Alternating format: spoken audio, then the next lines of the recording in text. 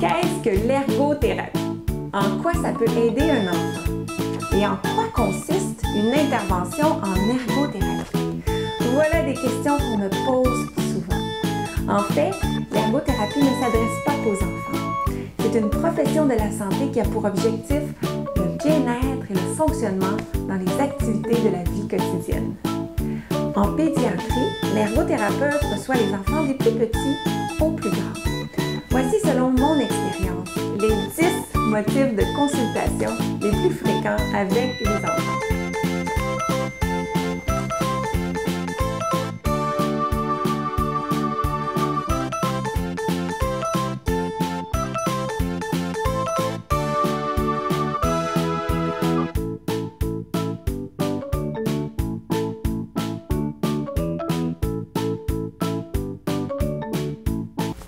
Lorsque l'ergothérapeute reçoit un enfant, son rôle dans un premier temps est de faire une évaluation.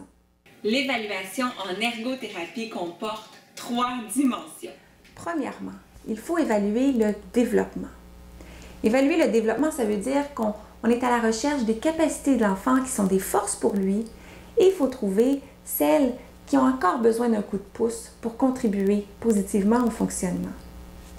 Deuxièmement, l'ergothérapeute souhaite évaluer la compatibilité entre les capacités de l'enfant et les exigences des tâches et des activités qu'on lui propose, car la différence ne devrait pas être trop grande. Troisièmement, l'ergothérapeute s'intéresse à l'environnement. Quels facteurs dans l'environnement soutiennent les performances et quels facteurs de l'environnement interfèrent ou nuisent avec la performance et le fonctionnement? Voici le modèle théorique de l'ergothérapeute au Canada.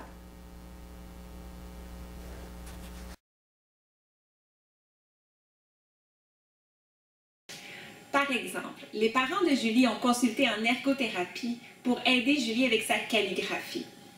L'évaluation a révélé que, entre autres, Julie avait des difficultés avec son contrôle postural. Les muscles, les fléchisseurs, les extenseurs dans son tronc ne travaillent pas bien ensemble et ne sont pas assez endurants.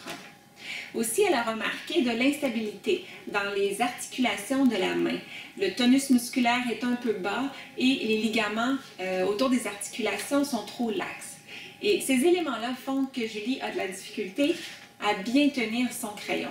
Et on sait que sans une bonne prise du crayon, c'est plus difficile d'avoir une bonne calligraphie. Une fois le profil de l'enfant clarifié, l'ergothérapeute pourra intervenir en proposant à l'enfant des activités pour développer ses capacités. Il pourra aussi faire des suggestions pour ajuster les exigences des tâches de sorte que l'enfant ait à faire face aux justes défis.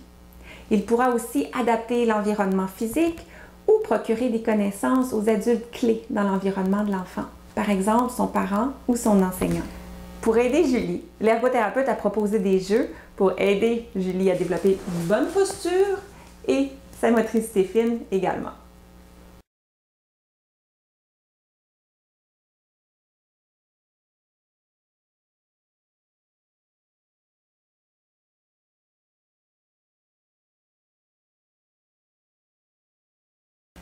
En attendant, elle a trouvé un adapteur de crayon qui convient à Julie pour l'aider à écrire plus longtemps sans se fatiguer. Elle a aussi enseigné aux parents de Julie les règles d'ergonomie pour qu'ils puissent ajuster le poste de travail de Julie pour qu'elle ait en tout temps une bonne posture pendant qu'elle travaille. Enfin, elle a proposé à l'enseignante de Julie de lui permettre de faire quelques devoirs avec son ordinateur à la maison, afin d'alléger le défi pour les travaux qui sont plus longs et laisser de l'énergie pour le reste. L'intervention en ergothérapie comporte 2 règles d'or. Numéro 1. Les jeux et les activités proposées doivent toujours rejoindre les intérêts de l'enfant pour assurer sa motivation et le plaisir en tout temps. Numéro 2. Les jeux doivent proposer le juste défi, combiner des supports nécessaires pour permettre la réussite à tous les coups. En ergothérapie, le succès est toujours de mise. J'espère que vous avez apprécié cette vidéo et que vous en savez maintenant un peu plus sur le monde de l'ergothérapie. Je suis Josiane Caron-Santa. On se revoit bientôt. Bye!